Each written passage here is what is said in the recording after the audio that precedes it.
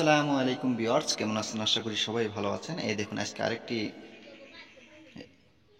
মন্ত্র নিয়ে আপনাদের সামনে উপস্থিত হয়েছি। এটা হচ্ছে একটা কুণ্ডলী মন্ত্র। অনেক পুরাতন ডায়েরি থেকে আমি আপনাদেরকে দেখাচ্ছি। এটা একটা গুরুবিদ্যা।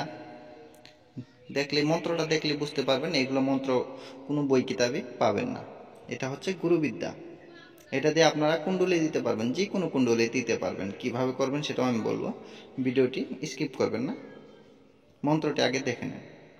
আর হ্যাঁ, আপনারা যদি নতুন হয়ে থাকেন তাহলে অবশ্যই আমার এই চ্যানেলটি সাবস্ক্রাইব করে এই চ্যানেলের সাথে থাকুন। অনেক কিছুই জানতে পারবেন এবং কি শিখতে পারবেন, কারণ আমার এই চ্যানেলে অনেক পুরাতন পুরাতন গুপ্ত বিদ্যাগুলো আমি দিয়ে থাকি। আপনাদের কোনো না কোনো কাজে অবশ্যই লাগবে। এই দেখুন, মন্ত্রটি ভালো করে দেখে নেন। আমি একবার পড়ে দিচ্ছি, আপনারা মিলিয়ে নেন। আর না হলে আপনাদের বুঝতে অসুবিধা হবে, কারণ এটা আগের লেখা তো। ঠিক আছে। আকাশেতে জরি, পাতালেতে বাড়ি,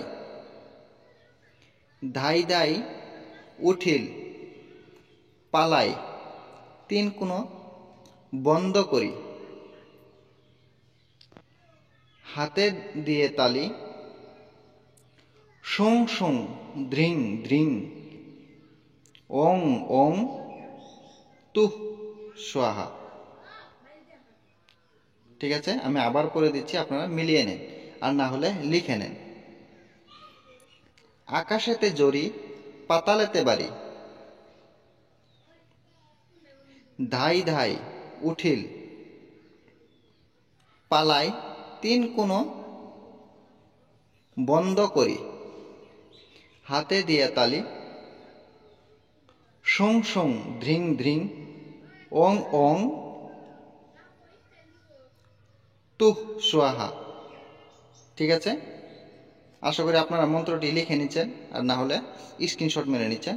স্ক্রিনশট মেরে নিলেও যদি বুঝতে অসুবিধা হয় তাহলে আপনারা একবার মন্ত্রটি শুনে নেবেন। ঠিক আছে, আমি আরেকবার পড়ে দিচ্ছি।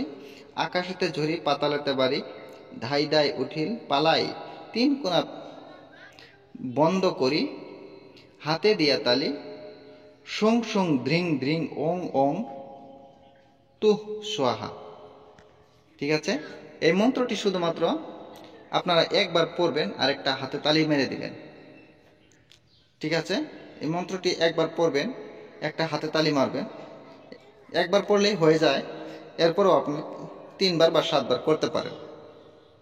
যেখানে কুণ্ডলী দিবেন সেখানে হাতে তালি মেরে একটা, আপনি যদি চোখ দিয়েও ইশারা দিয়ে দেন তাহলে কিন্তু বন্ধ হয়ে যাবে। আর না হলে কোনো কিছু লাঠির উপরে বা কোনো কিছুর উপরেও কিন্তু এটা প্রয়োগ করা যায়। আপনার ছুরির উপরেও প্রয়োগ করতে পারেন। প্রয়োগ করে সেখানে রেখা টেনে দিয়ে বন্ধ করতে পারেন। ঠিক আছে, আমি ভিডিওটা আর বেশি বড় করব না। আপনারা সবাই দোয়া করবেন আমার জন্য, আমি যাতে ভালো কিছু দিতে পারি, আপনাদের উপকারে আসে। সবাই ভালো থাকেন, সুস্থ থাকেন। খোদা হাফেজ।